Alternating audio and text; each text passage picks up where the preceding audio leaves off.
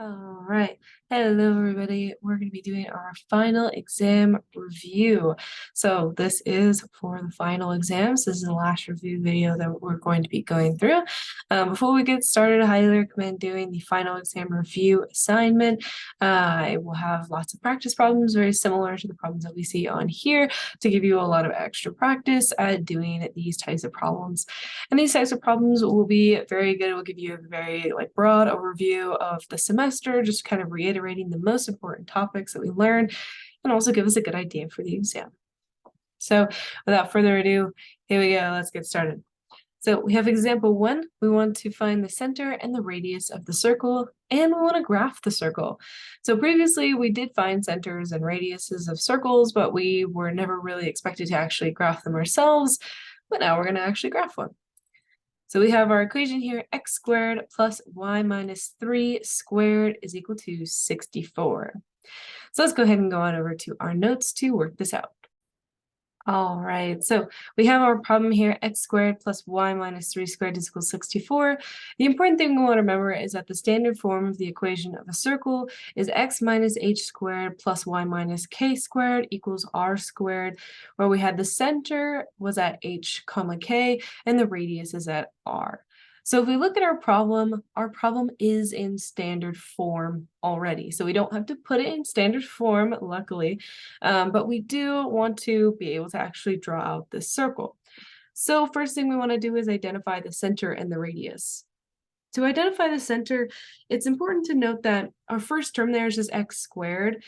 It should look something like x minus h squared, but it's just x squared. So important thing to remember is that if it's just x squared, this really just means x minus 0 squared. And all the rest would look the same.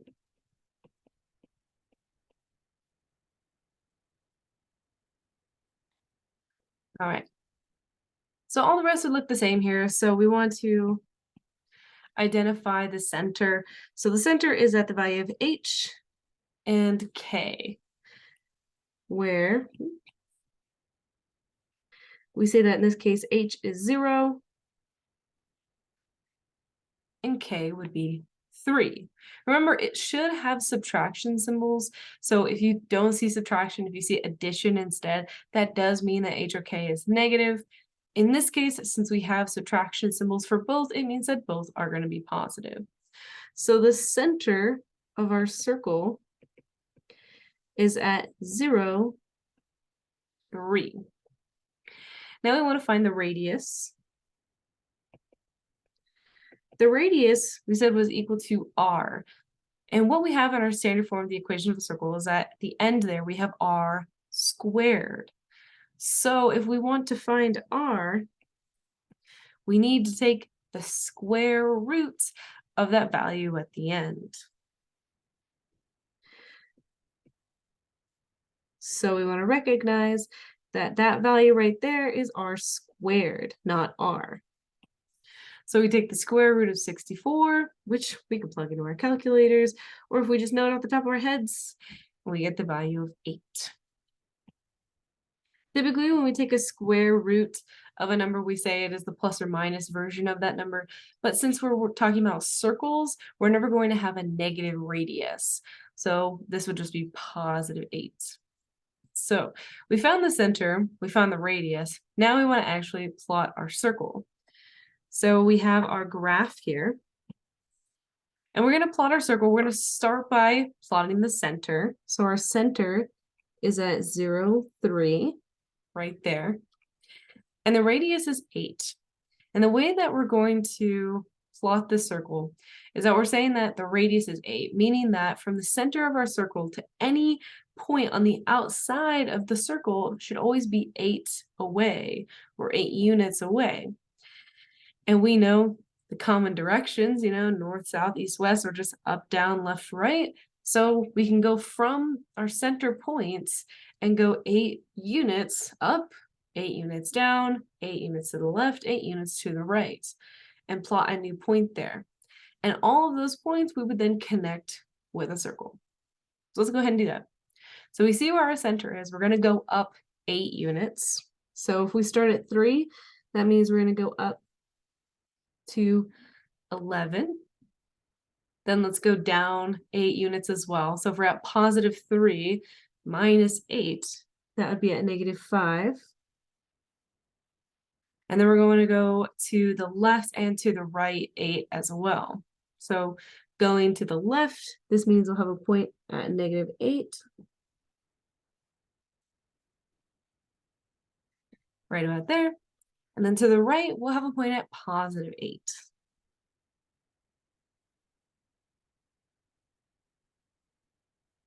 As you can tell at this point, my graph is not totally to scale, but don't worry, yours would be. So, all right, so we've drawn our points here now, our 4 points on the outside of the center. We know this should be creating a circle.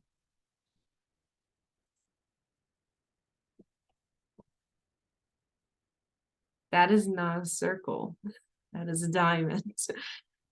Don't connect your points with a straight line. It's not a circle. You're drawing a circle. I imagine you all know what a circle looks like. You want to make it with rounded sides here. You want to make it look as circular as possible.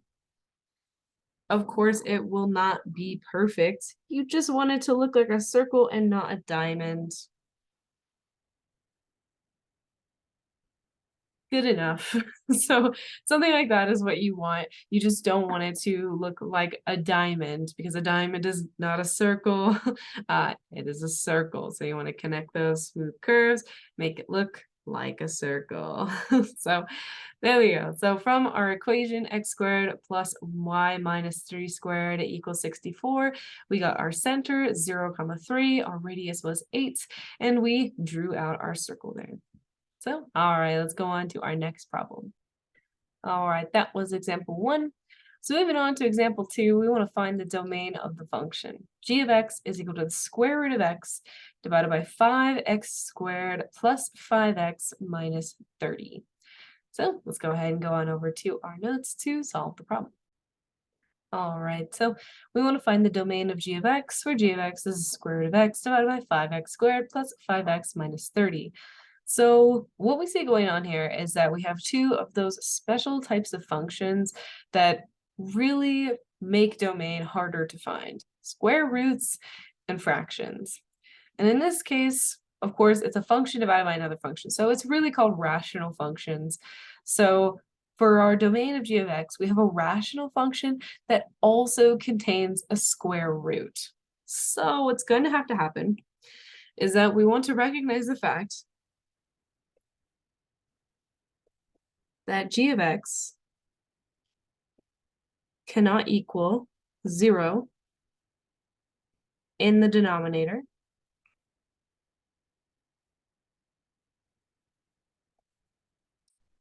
and we cannot have a negative number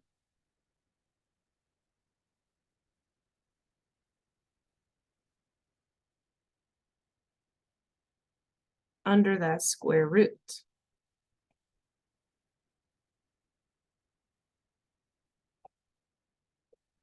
So those are the 2 main components of our domain problem here. Our denominator can't equal 0, and we cannot have a negative number under that square root. So working with the denominator first, we can determine, so working with the denominator not equaling 0, we'll take the denominator 5x squared plus 5x minus 30 and set it not equal to 0. And in this case, we're going to not solve for x. We're going to solve for x. It's just not equal to those values. So we see here that each one of these terms is divisible by a 5. So we can factor that 5 out right from the get-go. So we can have 5 times x squared plus x, and this is going to be minus 6. So we've factored the 5 out, and really what's happening here is that the 5 isn't really going to affect any of our answers. So we can essentially just get rid of the 5. We can divide each side by 5. 0 divided by 5 is still just 0, so we get x squared plus x minus 6 is not equal to 0. So now we just want to solve for x. And we can solve for x with our factoring problem here. So we have a pretty typical factoring problem where it's set up in the form of x squared plus a plus b times x plus a times b. And this is going to factor into x plus a times x plus b.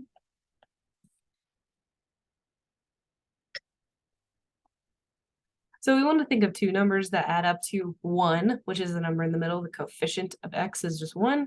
That also multiply to a negative 6.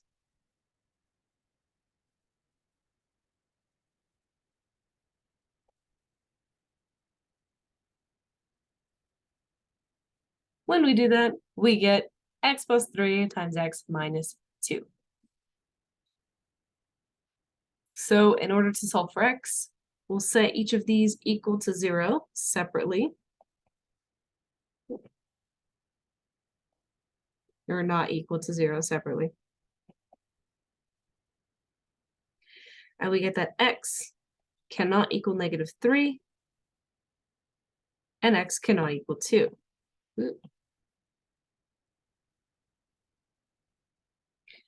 So we have two values that our denominator cannot have because it would make the denominator equal to 0. So from this point in our domain, we know that we cannot include negative 3 and we cannot include 2. But we also have that square root as well. So we say that the square root of x, whatever is underneath the square root, cannot be negative number, or cannot be a negative number.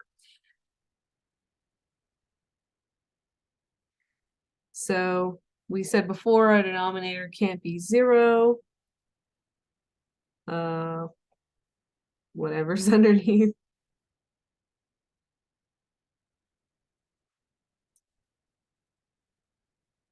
The square roots cannot be negative.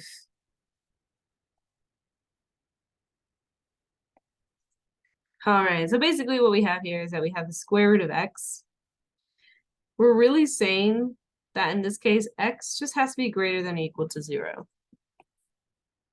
And there really isn't any extra like solving that has to do with that. We just have x is greater than or equal to 0.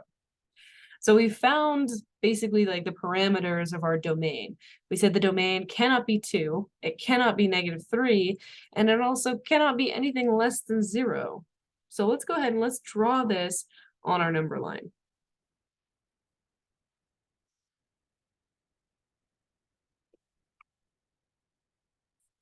So we have negative infinity to infinity.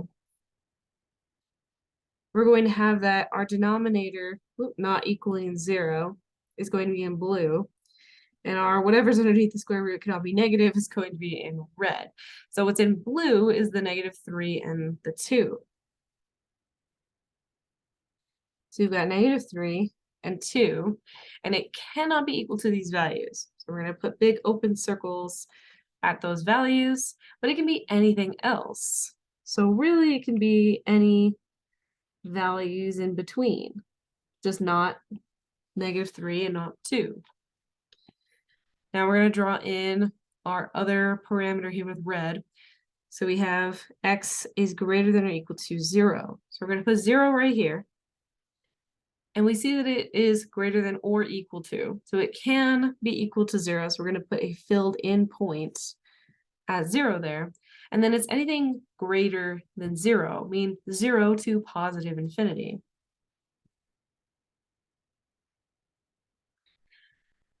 So if we look at our interval here, because our domain has to be the combination of both of these things. So if we look at our graph, we want to find where is the red and the blue graph. That result will be our answer.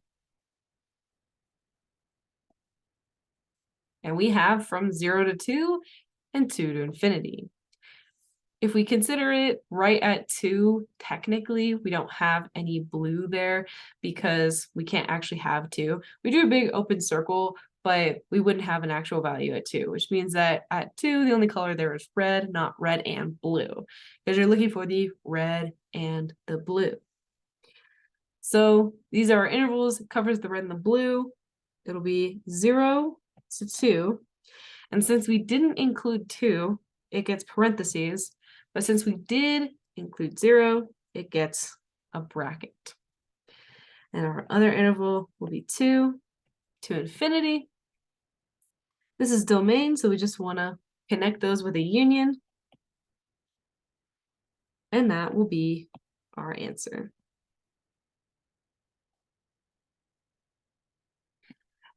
And that is our final answer. Our domain is 0 to 2 and 2 to infinity. And that was from our original problem there. So really what it came down to was that we knew it can't be equal to 0 in the denominator, and whatever was underneath that square root cannot be negative, which just meant that x had to be positive, and x could also not be -3 or 2 from our denominator. We drew that all on our number line, and where the colors overlapped was where our domain exists.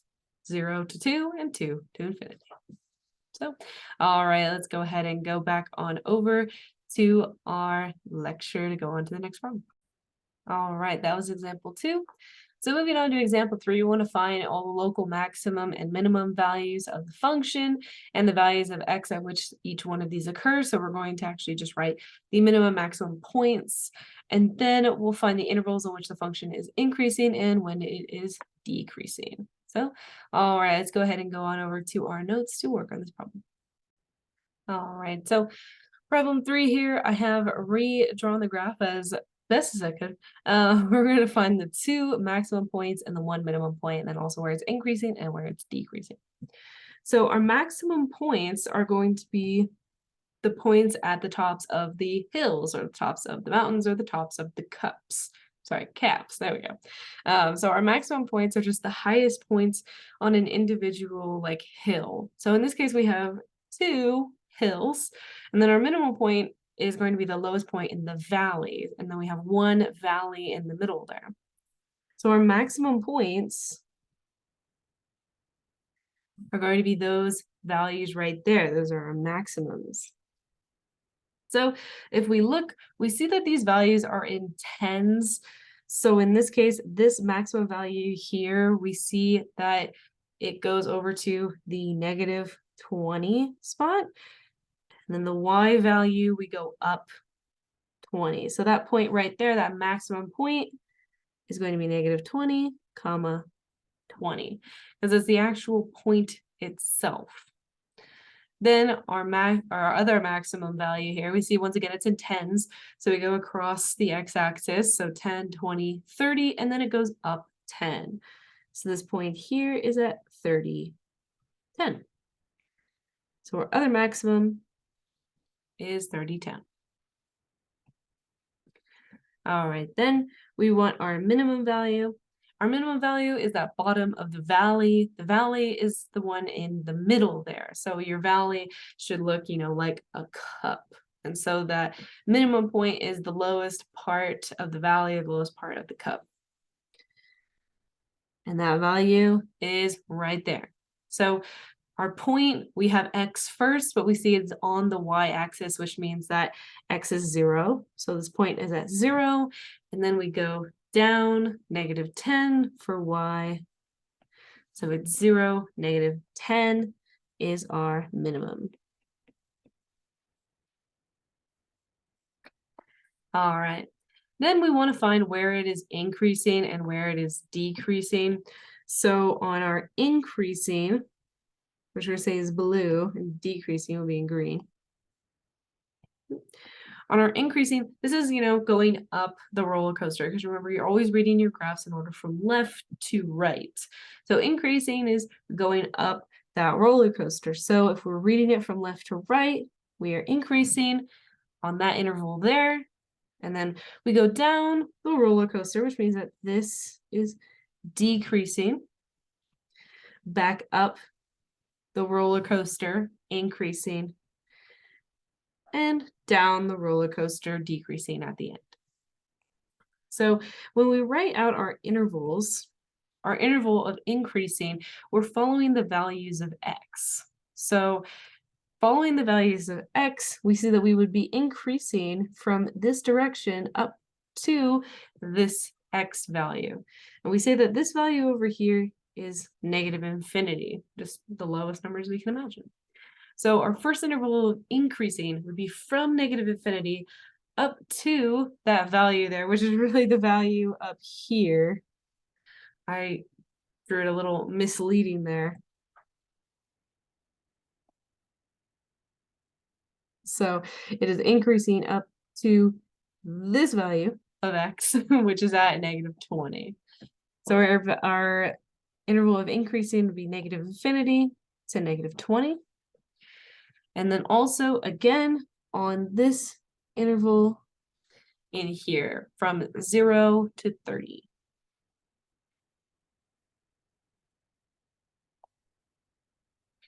Then for our intervals of decreasing, we have an interval of decreasing right in here on this interval from negative 20 to 0.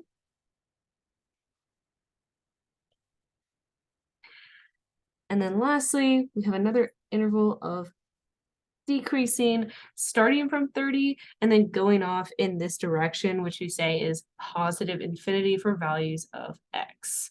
So it's going to start at 30 and go to infinity. And so those are all of our answers there. Yep. All right, let's go ahead and go on over to our next problem. All right, that was example 3. Moving on to example 4, we have a table of values for a linear function is given. So we have a table here, and for part A, we want to find the rate of change of f, or f of x, and then B, we want to express our function f in the form of f of x is equal to mx plus b.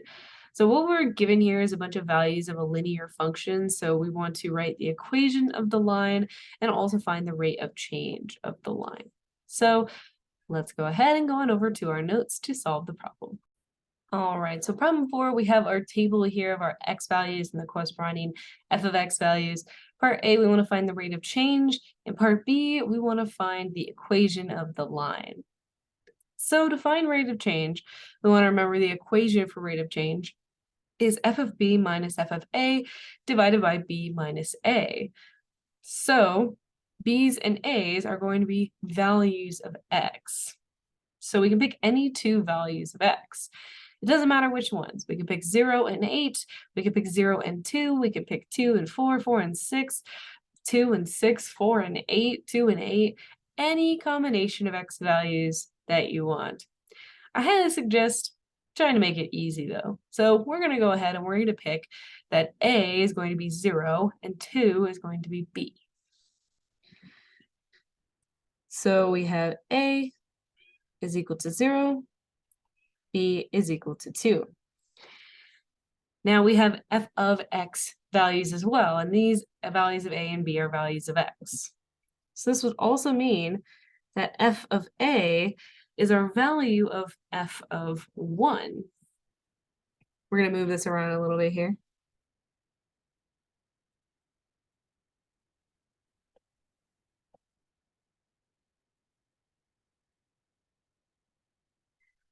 So f of a is really considered f of 0, which is equal to 1. So we're using this first values here. So we say that a is 0, which means that f of a is really f of 0, which means that the answer is 1.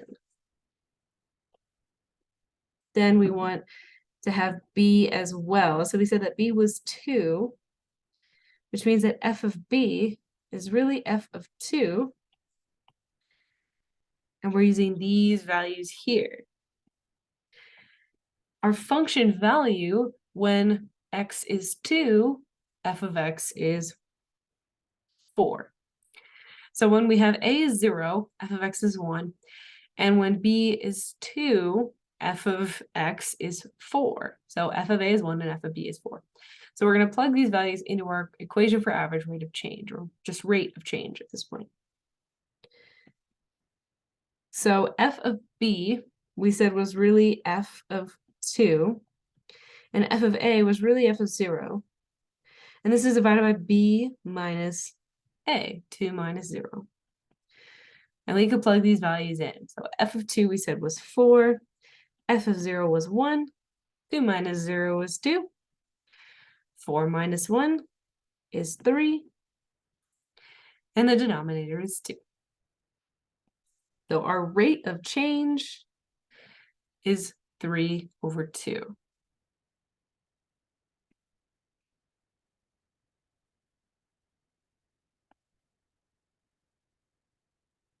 You could also say 1.5 if you'd like. But all right, so we found our rate of change, 3 over 2. Now for part B, we wanted to create our equation. Our equation, or a function of a line, we said was f of x is equal to mx plus b. So we want to find the equation of the line. And what we know is that rate of change is the same thing as m. So in this case, m is really 32. Or 3 over 2, not 32. So m is 3 over 2. So we know the slope of our function. Remember, slope is rate of change. So for our function values so far, we have f of x is equal to 3 over 2x. And then we still have this plus b. We don't know what the b is. But we can find the value of b from our table. So our value of b is the y-intercept. We say that b is the y-intercept. And really the y-intercept occurs when x is equal to 0. So if we want this value of b, which is our y-intercept, we want to find when x is 0, what is f of x equal to? So in this case, we say that this right here, this is the y-intercept, which is equal to b, which is 1. So in this case, b is equal to 1. So in our equation, we would have f of x is equal to 3 over 2 times x plus 1. And that would be the equation of our line given by the values in our table. So, all right, that wraps up example 4. Let's go ahead and go on to the next one. All right, that was example 4. Moving on, we have example 5. We want to use the functions f of x and g of x to evaluate the expressions. We say f of x is 3x minus 2, and g of x is 5 minus x squared. For part A, we want to find f composed of g of x, so the composition function of f of g. And B, we want f of g when x is equal to -2. So for part A, we're going to find the composition function f of g of x. And then for part B, we're going to plug in -2 for x and find the value. All right, let's go on over to our notes to work on the problem. All right, so problem 5 here, we have f of x is equal to 3x minus 2 and g of x is equal to 5 minus x squared. So for part A, we want to find f composed with g of x. So we want to remember this is really the same thing as saying f of g of x, where we're really taking g of x and we're putting it inside f of x. Really what this means is that we get to take the expression of g of x, and we're going to take that and we're going to replace the x in f of x with that expression instead of the actual x. So when we write this out, we would have our function of, instead of x, the expression of g of x, 5 minus x squared. So we take that 5 minus x squared and we're going to put it in place of the x in f of x. And this would mean that we would replace that x in 3x minus 2 with 5 minus x squared. So this becomes 3 times 5 minus x squared minus 2. And now we want to simplify. We want to simplify these functions as much as possible. So we're going to distribute the 3. 3 times 5 is 15. 3 times x squared is 3x squared. And then we still have that minus 2 there on the end. We can combine the 15 and the 2. 15 minus 2 is 13. And we still have that 13 minus 3x squared. And then we have our answer for f composed of g. Now, if you remember when we did these sections, we could have also used a slightly different way to do this problem.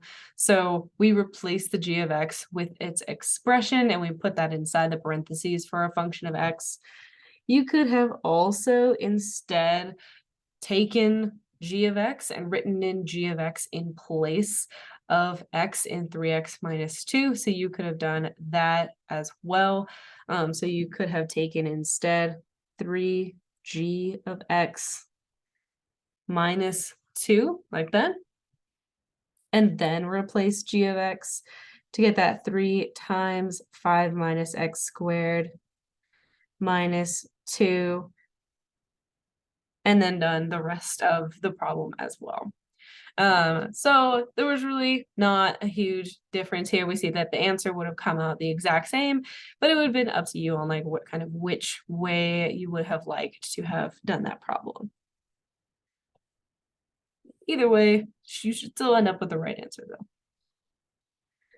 So for part B, we have f of g of -2. So really what this is telling us is that it wants us to take our answer from f of g of x, and then we're going to replace the x with a -2.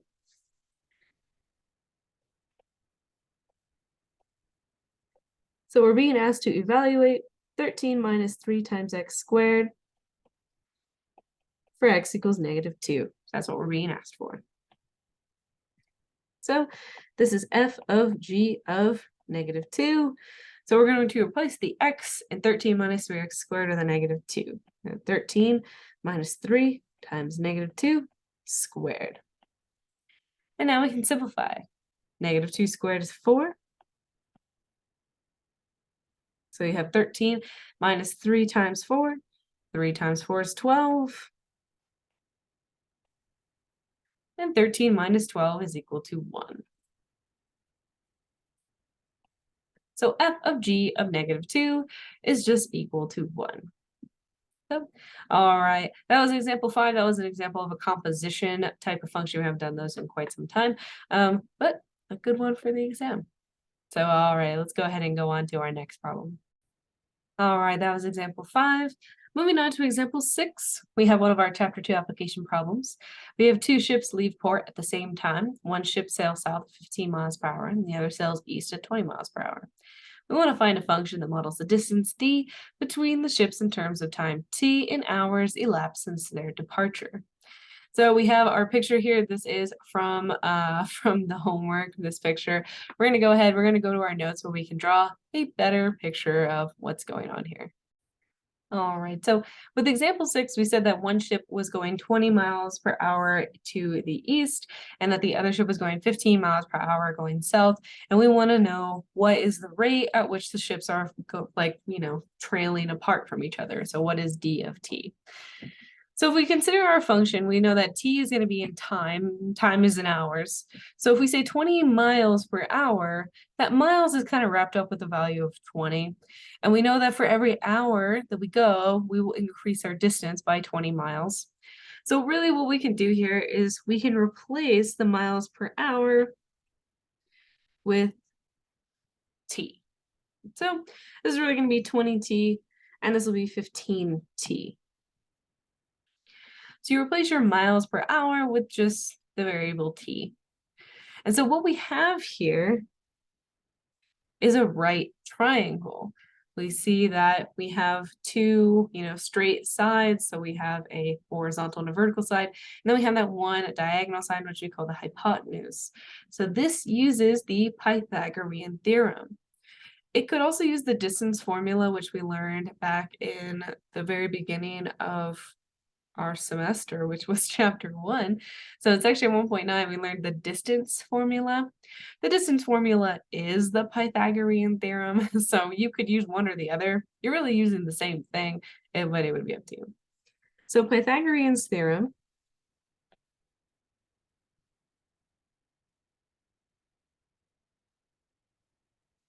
states that if you have some sort of right triangle, that the horizontal and vertical sides, A and B, if they're squared and added up, they'll equal the square of the diagonal side or the hypotenuse side. So in this case, this would be like saying A, B, and C. So we can replace A, B, and C with the actual values that we have.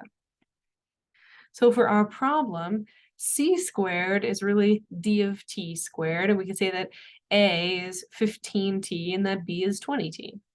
So this would be 15T squared plus 20T squared is equal to D of T squared. And we just solved it for D of T, so we can go ahead and we can solve this problem. We want to square 15T and 20T. So 15T squared is going to be 225T squared, because you square the 15 and you square the T. 20T squared is going to be 400T squared.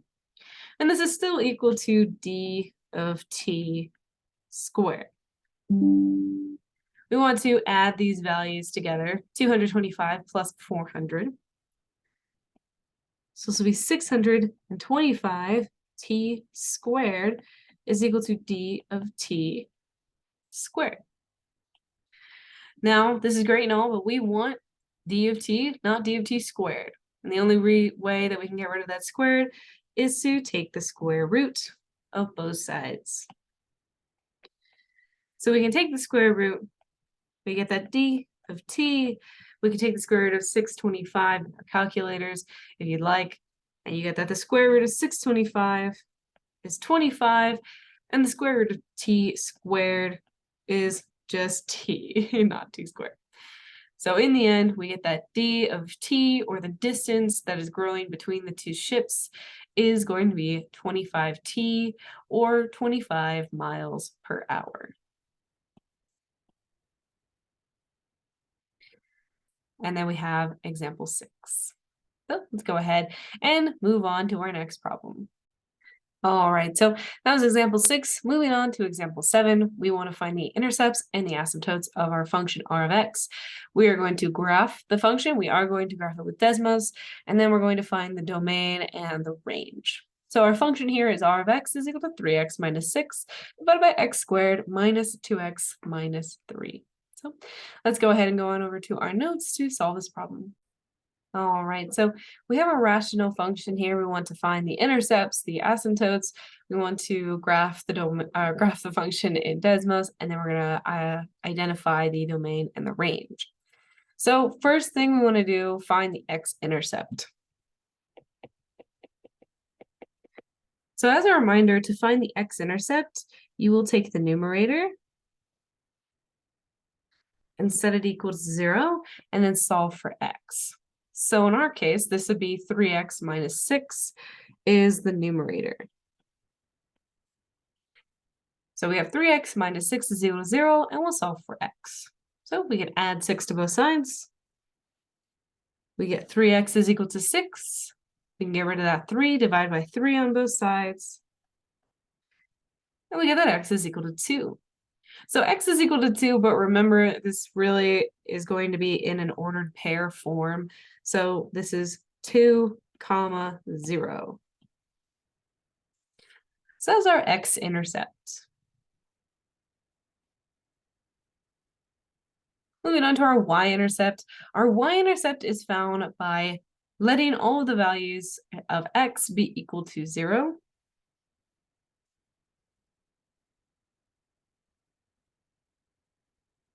And then you would solve for r of x.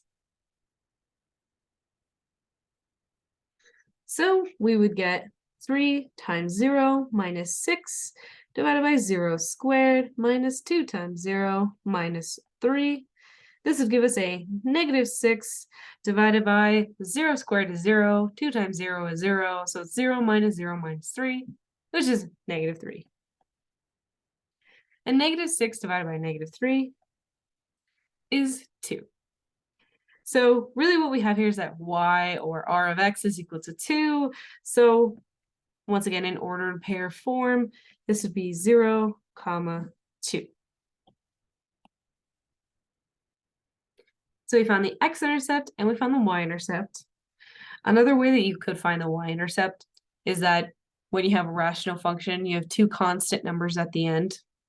The value of your y-intercept is that value right there. -6 divided by -3, which is 2, so the value is 0, 2. Technically, we don't have to really plug in x equals 0 because we know this fact, but it never hurts to remember how to do it.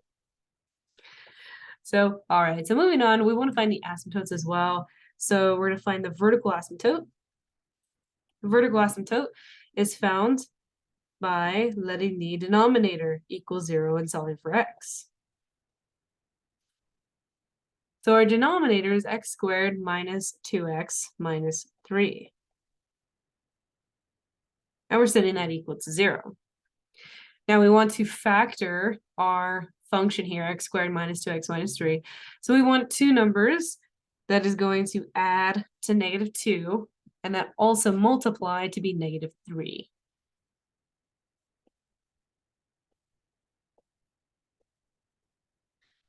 And that is going to be x minus 3 and x plus 1.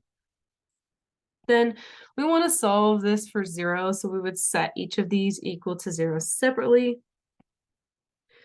We would have x minus 3 is equal to 0, and x plus 1 is equal to 0.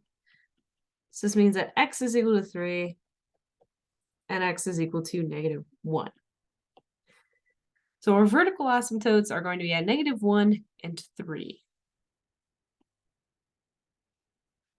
Then lastly, we have our horizontal asymptotes. Remember that these are those cases. So we're comparing the degree of the numerator to the degree of the denominator.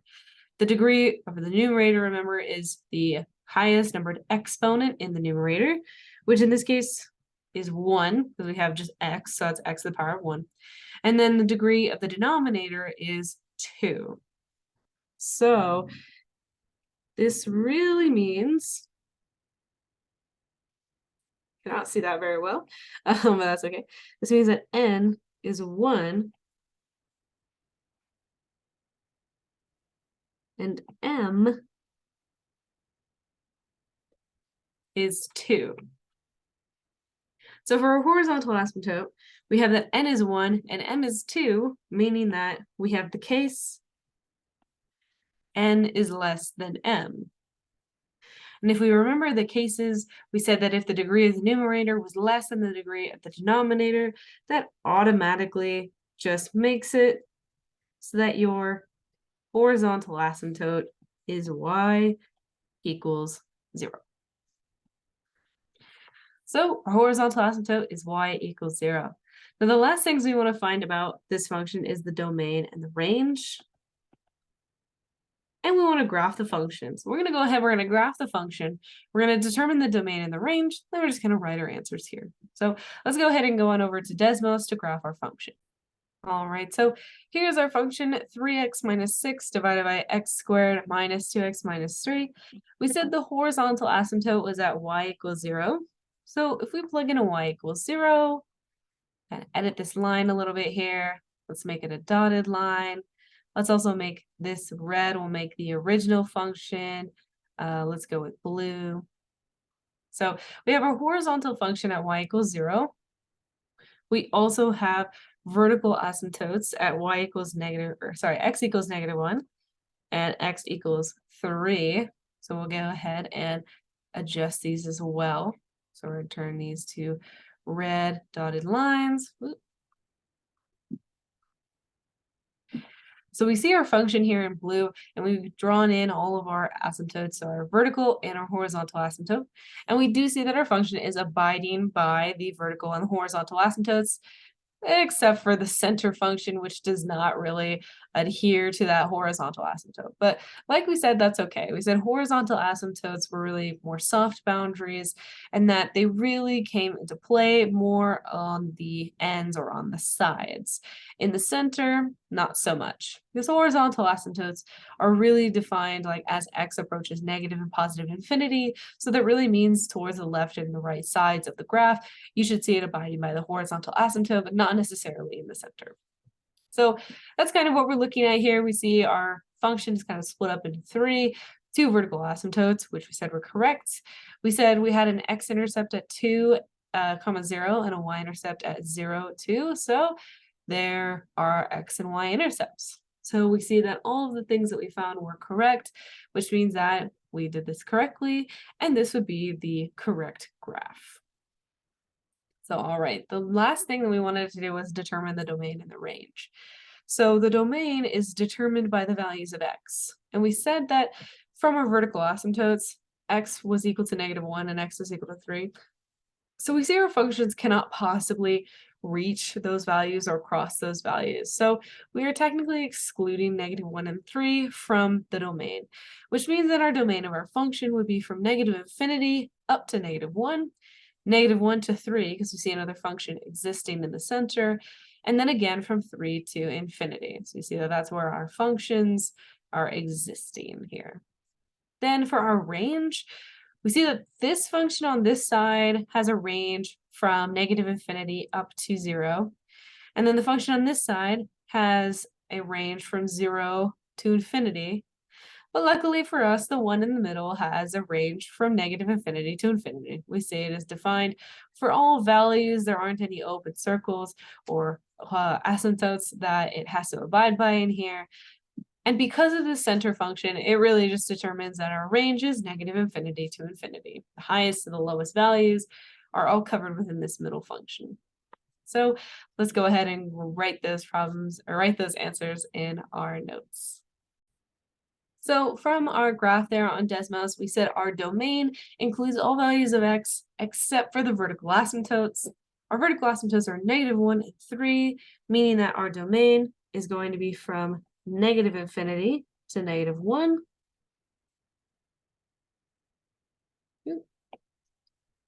Pen wouldn't write there for a second. -1 to 3. And then 3 to infinity. Just barely kind of fit that in there. So our domain, -infinity to -1, -1 to 3, and 3 to infinity. We use parentheses for all of those because we cannot actually equal the value of our vertical asymptote, but we can get as close as possible, which means that we use parentheses. Then for our range, we said luckily because of that middle function, our range would be covered from -infinity to infinity. And that is the domain and the range of a rational function. So, all right, that wraps up problem 7. Let's go ahead and go on back to our slides there so we can look at the next one. All right, that was example 7. Example 8, we're going to consider the following. 6 plus 5e to the power of 2x plus 4 is equal to 7. We're going to find the exact solution of the exponential equation in terms of logarithms. And then B, we're going to use a calculator to find the approximation of the solution rounded to 6 decimal places. So, all right, let's go ahead and go on over to our notes to solve the problem. All right, so for problem 8 here, we have 6 plus 5 times e to the power of 2x plus 4 is equal to 7. We, for part A, want to find the exact solution. So as a reminder, the exact solution is the solution you get right before you plug it into the calculator. So you solve for x without actually using a calculator. And then for part B, we're going to find the approximate solution where we actually plug this into our calculator. This should sound fairly familiar. We have done this in the very recent past. But all right, so let's go ahead. We want to solve for our exact solution, which means we're solving for x, which is right up there in the exponent's place. So we have our exponential expression. We want to isolate that as much as possible so that we can turn it into its logarithmic expression. So starting off, let's go ahead. We see that there's a 5 and a 6 both affecting the exponential expression. Let's get rid of the 6 first. So let's go ahead and subtract 6 from both sides. This would give us 5e to the power of 2x plus 4 is equal to 1 because we subtract 6 from both sides. Then we can go ahead, we want to get rid of the 5, so we'll divide each side by 5.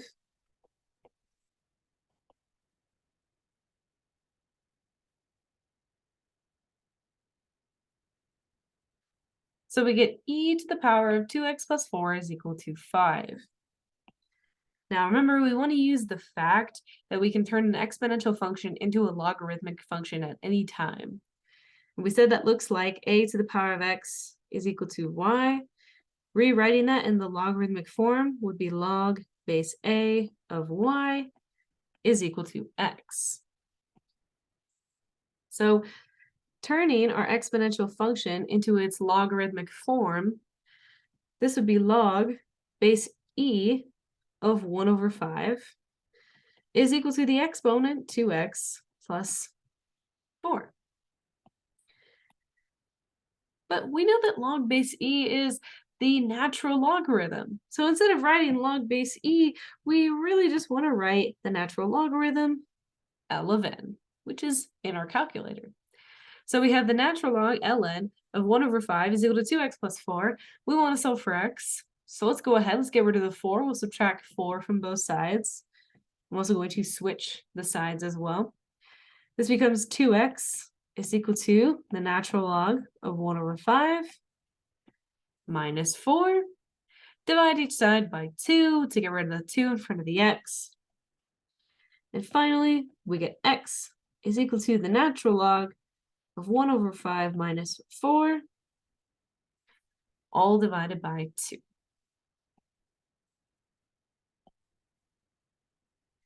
And this is our exact solution.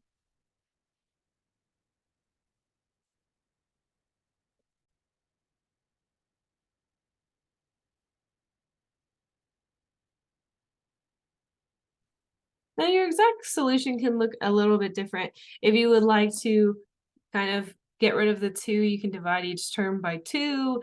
That would make it 1/2 natural log of 1 over 5 minus 2 instead. So you could alter that a little bit if you would like, but essentially it should stay the same type of problem, or it should stay the same answer. And when we approximate this answer by plugging it into our calculator, we should be able to find the approximate solution. So part B, we want the approximate solution. So we want x is about some number to 6 decimal places. So let's go ahead and go and plug this into our calculators. All right, we said our problem was the natural log of 1 over 5 minus 4 all divided by 2. So we're going to go ahead and put this into parentheses. We're going to have the natural log of 1 divided by 5 minus 4. So we see that's all in parentheses to indicate that is the entire numerator divided by the number 2. We press enter and we get this value, negative 2.804718956. We're going to round this to 6 decimal places. This means we have negative 2.80471, and we're going to round that 8 up to a 9. So our answer is going to be negative 2.80471. So let's go ahead and plug or write that out in our notes. All right, so from our calculators, x is about 2.80471. And this answer here is the approximate solution. And there's a difference between our exact and our approximate solutions. So, all right, that wraps up example 8. Let's go ahead and move on to our next one. All right, example 8. Moving on to example 9, we want to solve the logarithmic equation for x. We have 2 times log of x is equal to log of 2 plus log of 6x minus 10. So we're going to go ahead and go on over to our notes to work this one out. All right, so with example 9 here, we have a lot of different logarithmic terms, and we want to solve for x. So what we're going to do is that we want to use our laws of logarithms to combine our logarithms as much as possible and get us to a point where we can actually solve for x. So let's go ahead. We're going to use our first law of logarithms, and we're going to go ahead and we're going to combine the 2 logarithms on the right-hand side. So over here, we're using our first law of logarithms. Now remember, our first law of logarithms says that if we are adding 2 logarithms together, we can instead combine them to be one logarithm where we multiply what's inside the parentheses. So this would become 2 log of x is equal to log of 2 times 6x minus 10. So we get to combine what was inside the parenthesis of the two logarithms, and we multiply those together. And we can simplify that as well. We're going to distribute in that 2. That's going to be 2 log of x is equal to log of 12x minus 20. Now we have one log equal to another log, but we have a coefficient in front of that first logarithm. And we want to recognize that that is the third law of logarithms. So over here, we're going to use the third law of logarithms. Our third law of logarithms tells us that if we have a coefficient, that coefficient can be rewritten as an exponent of whatever's inside the parentheses of the logarithm. So that 2 is going to become an exponent. So this becomes log of x squared is equal to log of 12x minus 20. And so now that we're at this point, we also want to recognize that this is the common logarithm. Since we don't have a base actually written, it really is base 10, the common logarithm. But we had a fact that we learned right when we learned about solving logarithmic equations. It came after laws of logarithms. And we do have options. At this point, you could, subtract log of 12x minus 20 from both sides. That means that you would end up using the second law of logarithms. You can combine those terms, and then you would turn your logarithmic expression into an exponential function. But we actually had an even better way of doing this problem. Because when we learned about logarithmic equations and how to solve them, we had a really helpful fact. And that fact was that if you had log of some base, any base a, of x, and you set that equal to a log of the same base a of y,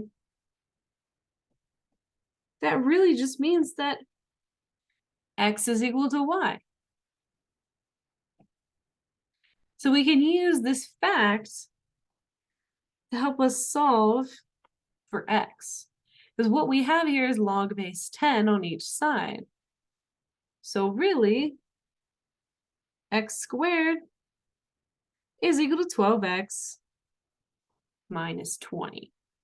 So you can essentially just get rid of the logarithms on each side. You can use that fact, set what's in the parentheses equal to each other. Now we have x squared is equal to 12x minus 20.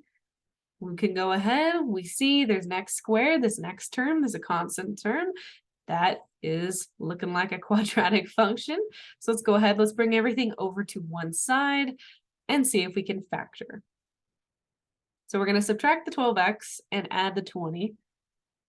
This would become x squared minus 12x plus 20 is equal to 0. And we can solve for x. We want two numbers that are going to add to negative 12 that also multiply to a positive 20.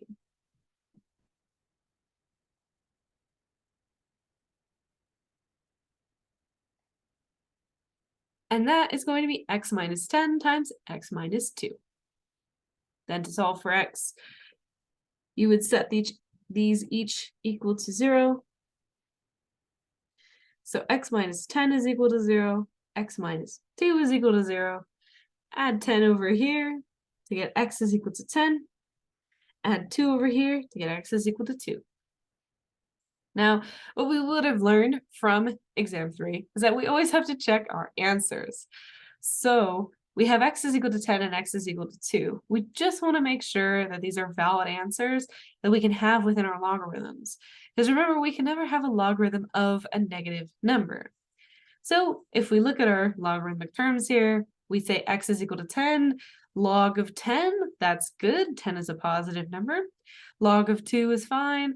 Log of 6x minus 10, if we plug in a 10 for that x, it'd be 60 minus 10, which is 50. And that's good. Not a negative number, and it's not 0. So we can try out 2 as well. Log of 2, that's good. 2 is a positive number. Then we have that log of 6x minus 10. 6 times 2 is 12. Minus 10 would result in log of 2. So that is good as well, meaning that x being equal to 10 and 2 are both answers to our problem. So our solutions in this case would be x is equal to 10 and x is equal to 2. So, all right, let's go ahead and go on back over to our slides so we can do our next problem. All right, that was example 9. Moving on to example 10, we're going to use the substitution or elimination method to find the solutions of the system of equations. We have 2x minus 5y is equal to negative 2, and 3x plus 4y is equal to 20. So let's go ahead and go to our notes to work this problem out. All right, so we have our system here, 2x minus 5y is equal to negative 2, and 3x plus 4y is equal to 20. We can say that the top one is going to be equation 1, and the bottom is equation 2. Now we can use the substitution or elimination method in order to do this problem. So let's go ahead, we're going to do the elimination method first, and then we'll do the substitution method. Remember, you just need to do one, but we're going to do both. So starting off with elimination,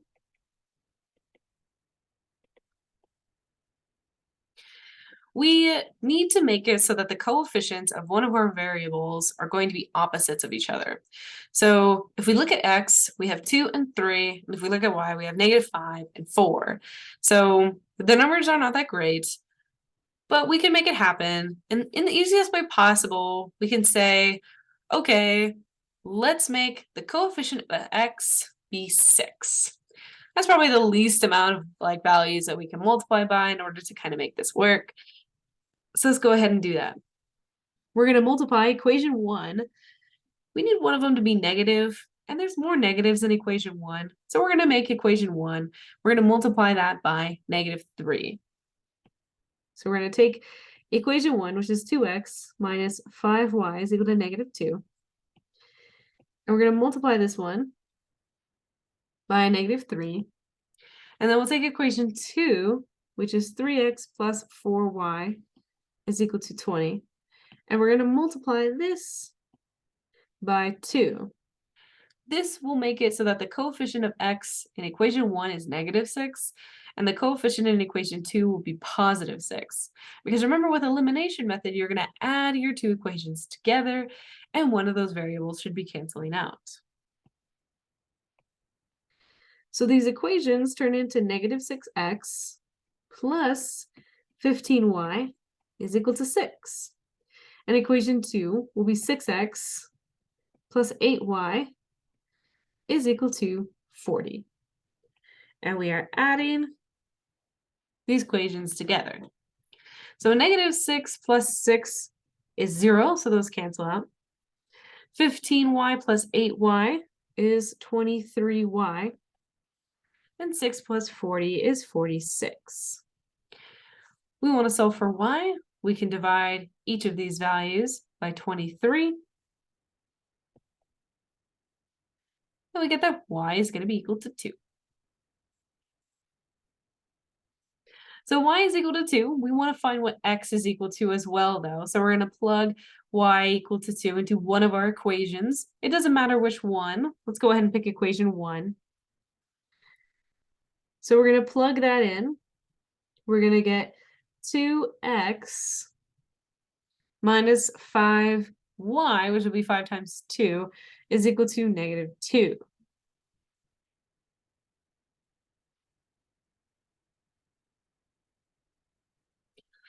So we want to solve this. 5 times 2 is 10. So 2x minus 10 is equal to negative 2. Add 10 to both sides. We get 2x is equal to 8, which means that x is equal to 4. So we have that x is equal to 4 and y is equal to 2, which, remember, our final answers need to be written in an ordered pair form. So this means that our answer should be written as x comma y in parentheses. So our answer is 4, 2. So this is our answer. We found it by using the elimination method. Now, if we use the substitution method, our answer will be the same, but our process will definitely be different. So let's go ahead and do substitution.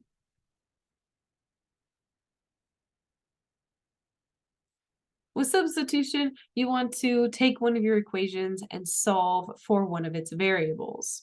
It really doesn't matter which one, and in all honesty, these are all going to be not great because you're going to solve for a variable and you will be left with fractions for each one. But in my opinion, I do think solving for x in equation 1 is probably the most painless, although we will still have fractions. So let's go ahead. We're going to solve equation 1 for x. So we're going to take 2x minus 5y is equal to negative 2. We're going to add 5y to both sides. This will give us 2x is equal to 5y minus 2. And then we can divide everything by a 2 to solve for x. We get that x is equal to 5 over 2y minus 1. So it's not terrible, but it's definitely still a fraction. We're going to go ahead, we're going to take that value, we're going to take that expression for x, and we're going to plug that in to equation 2 for x. So this would become 3 times 5 over 2 y minus 1 plus 4y is equal to 20. We're going to distribute the 3. When you multiply 3 by a fraction, you're really just multiplying the numerators. So 3 times 5 is 15y minus 3 plus 4y is equal to 20.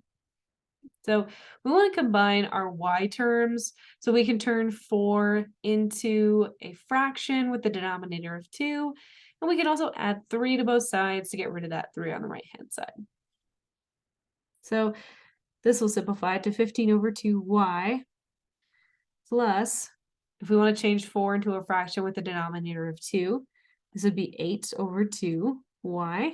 And then we can add 3 to both sides to get rid of it on the right-hand side there to give us 23 on the left-hand side. Then we can combine our two fractions. We add our numerators. 15 plus 8 is 23 over 2 is equal to y is equal to 23. Well, we want to solve for y in this case, so we can get rid of the 2. We can multiply each side by a 2. We get 23y is equal to 46. And lastly, divide each side by a 2, or divide each side by a 23. And we get y is equal to 2, not 23, 2. We get that y is equal to 2. We want to solve for x now. We're going to plug this value of y into this expression. Whoop, I thought I had the highlighter. That expression right there. So to solve for x, we're going to get x is equal to 5 over 2 times y, which is 2, minus 1. 5 over 2 times 2 is 5. So x is equal to 5 over 1, which means x is equal to 4.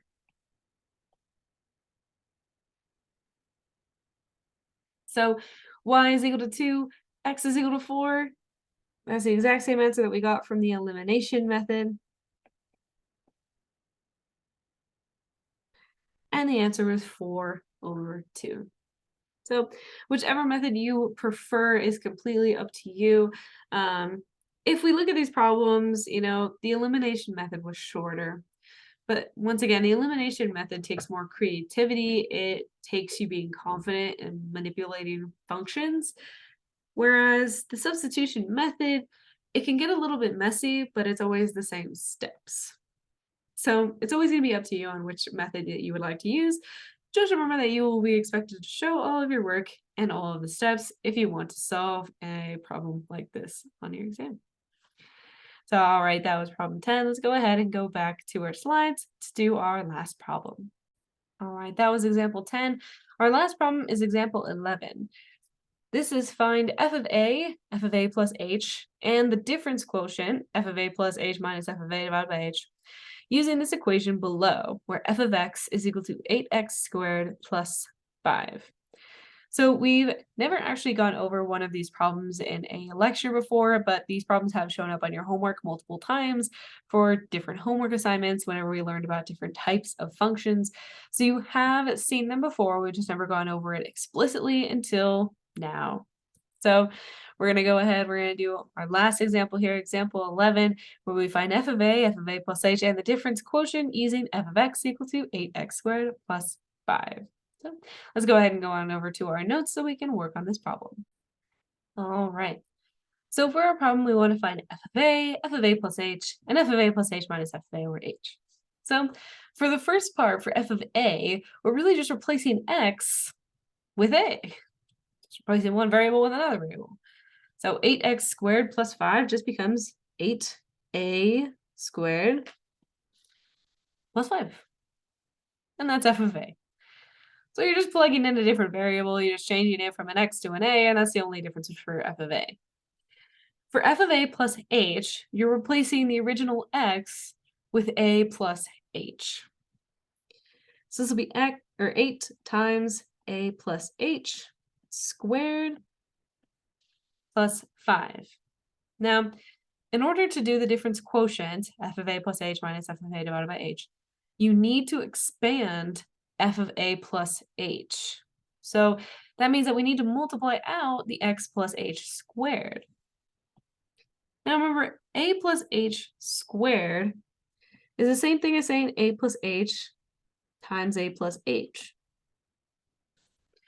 You're going to multiply these two factors together. You can use any type of method that you like, but I prefer FOIL.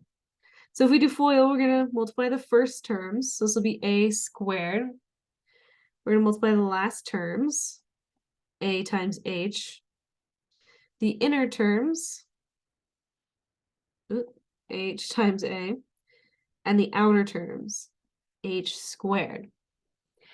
Now, one thing to remember is that multiplication doesn't have order. So, I mean, it has order, but the order doesn't matter. So we have a squared plus ah plus ha plus h squared. Ah and ha are really the same things. So if they're the same things, well, we can just say that ha is basically ah, and ah plus ah is 2ah. So this becomes a squared plus 2ah plus h squared. So that's what a plus h squared is equal to. So we can go ahead and we can plug that in. Because remember, we want to expand f of a plus h. So this is a times a squared plus 2ah plus h squared. Still with a plus 5 at the end. We want to simplify this. We're going to distribute the 8. So this becomes 8a squared plus 8 times 2 is 16ah plus 8h squared plus 5. So f of a was 8a squared plus 5. F of a plus h is 8a squared plus 16ah plus 8h squared plus 5. So for f of a plus h minus f of a divided by h, we're going to take our two previous answers and write them in for the difference quotient. This is called the difference quotient.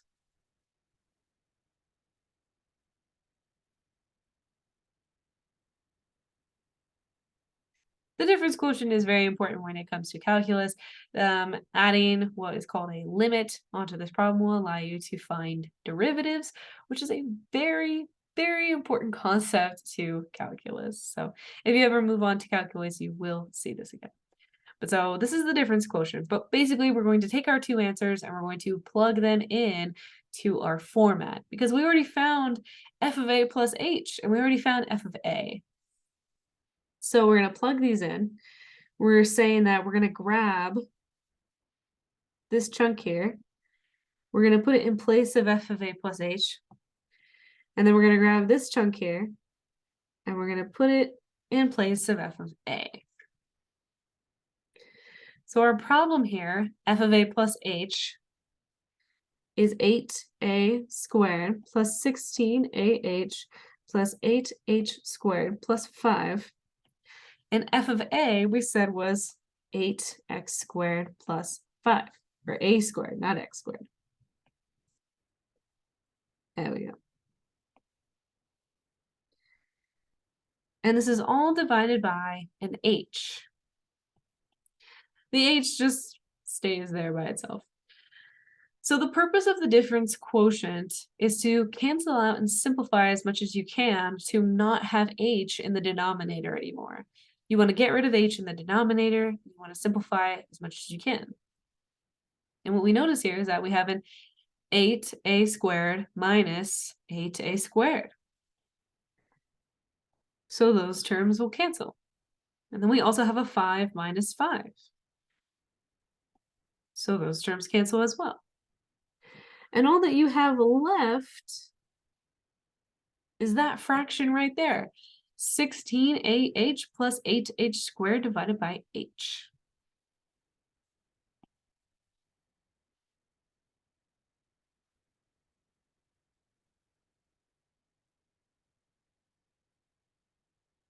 So we have 16ah plus 8h squared divided by h.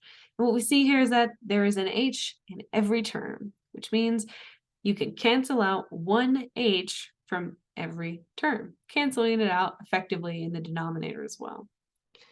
So we see that the h in the denominator cancels along with one h from each term in the numerator. So the h in 16ah goes away and the 8h squared just loses its square. It's just going to be 1h now. So this equals 16a plus 8h.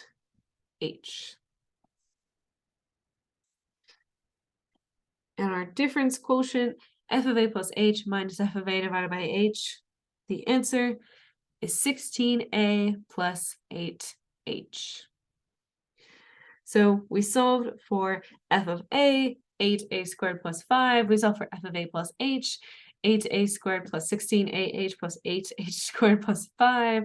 And finally, we solved for the difference quotient, f of a plus h minus f of a, all divided by h, was equal to 16a plus 8h. So, all right. That wraps up example 11,